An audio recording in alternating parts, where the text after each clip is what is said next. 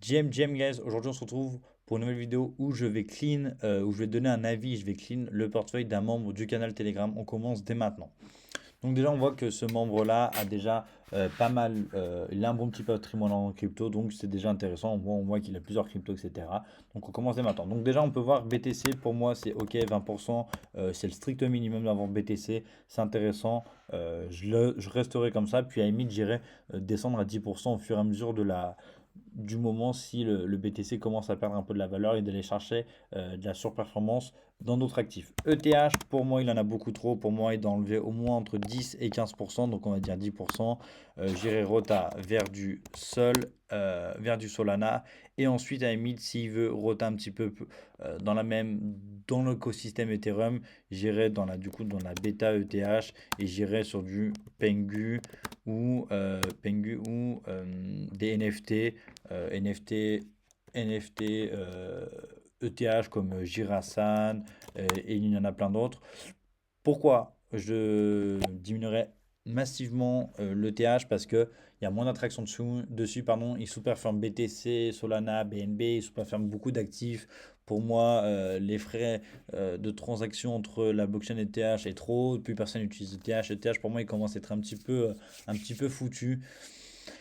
J'en ai quand même un petit peu dans mon portefeuille, mais il faut pas en avoir beaucoup pour moi et je réduis beaucoup mon exposition sur ETH. Ensuite, BNB pour moi c'est ok, 10% c'est ce qu'il faut. Sol pour moi il devrait en avoir 5 à 10% de plus. Pour moi 5%, 10 à aimer ça peut être un peu élevé, mais 5 ça me paraît en plus, ça me paraît un petit peu mieux. Donc tu rotas 5% de tes ETH vers du Sol et le 5 au restant tu peux aller sur du Pengu, du NFT ou même y mettre en stablecoin parce que je vois que tu n'as pas de stablecoin, d'accord? Donc en USDC par exemple. Hop, USDC. Voilà, pour moi, ça faut les rota tout de suite. Et voilà. Pour moi, il se passe plus trop de choses sur Dot.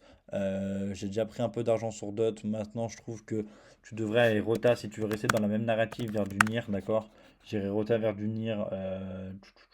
J'irai rota 2 à 3% sur du NIR et le reste en stablecoin. D'accord? Parce que tu en as beaucoup trop, c'est toujours important d'avoir du stablecoin pour, en cas de grosse baisse comme il y a pu avoir, aller racheter massivement. D'accord? Ensuite, du ADA. ADA pour moi, je rota tout. D'accord? Je rota tout. Je rota vers du. Je rota vers du Popcat. On ira un peu sur les mêmes coins Solana. Popcat, Bonk et IA 16Z. Et voilà, d'accord. Tu t'expartis bien sur les trois cryptos. Pour moi, c'est mort. ADA, c'est un peu trop. C'est du Dino pièce, d'accord. Donc voilà. Link, pour moi, pareil, un petit peu Dino, mais si tu veux garder la mine, tu gardes. Tu rotas juste 2% et tu rotas ces 2% là. Sur du Link, tu peux aller rota sur du Pit, mais même ça, c'est pas trop intéressant. J'irai un petit peu à la limite sur tu rotas 2% vers du stablecoin, un peu ouais, un peu de USDC malgré tout, parce que quand je vois là, je calcule un petit peu, là, tu peux avoir 2%. Voilà, pour moi, avoir entre 5 et 10% du USDT, c'est toujours le minimum. Donc là, c'est bien, déjà, tu seras plus ou moins à 10%. Donc moi, je laisserai en USDT. Là, c'est bon, tu en as assez de stablecoin. Ensuite, AVAX. Avax, moi, j'irai Rota un petit peu. Avax, à 5%. J'irai Rota vers du VC, d'accord? Mince, hop, Rota vers VC, les 5% pour moi. Parce que, ou Amit, si tu Amit garde 1%. Ouais, Amit, tu gardes 1% de tes Avax, mais sinon, pour moi, c'est pas un actif. Je trouve que ton risk-reward n'est pas optimal sur Avax, d'accord? Ensuite, LTC. euh, Si tu veux rester un petit peu dans l'alternative, un peu Bitcoin pour les paiements rapides, etc., peu cher, etc., j'irai à la limite roter un peu sur du BTC Cash, d'accord?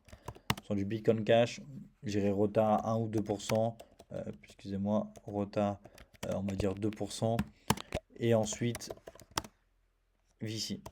Pour moi, VC là, ça serait une meilleure exposition. Uniswap, j'en garderai un petit peu, ça dépend comment tu es rentré. Si tu es rentré en dessous de 7-8, c'est intéressant.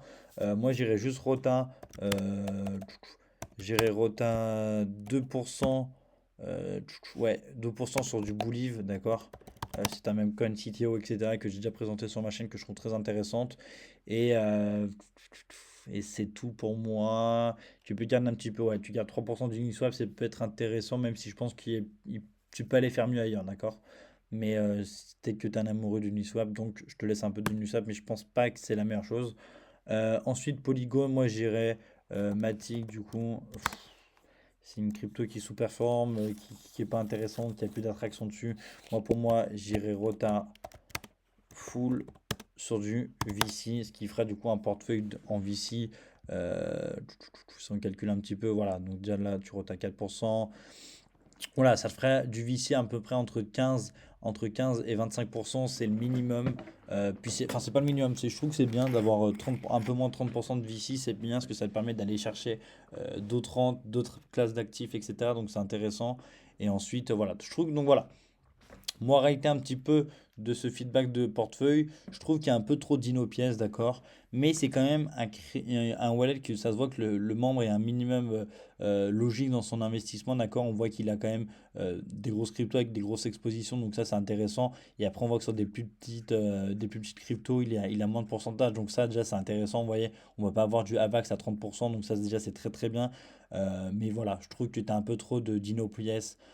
Pour moi, j'irais Hirota comme ça. Voilà. Donc, dites-moi ce que vous en pensez de ces petites analyses d'un portefeuille, pardon, d'un membre. Et on se retrouve vendredi pour une nouvelle vidéo.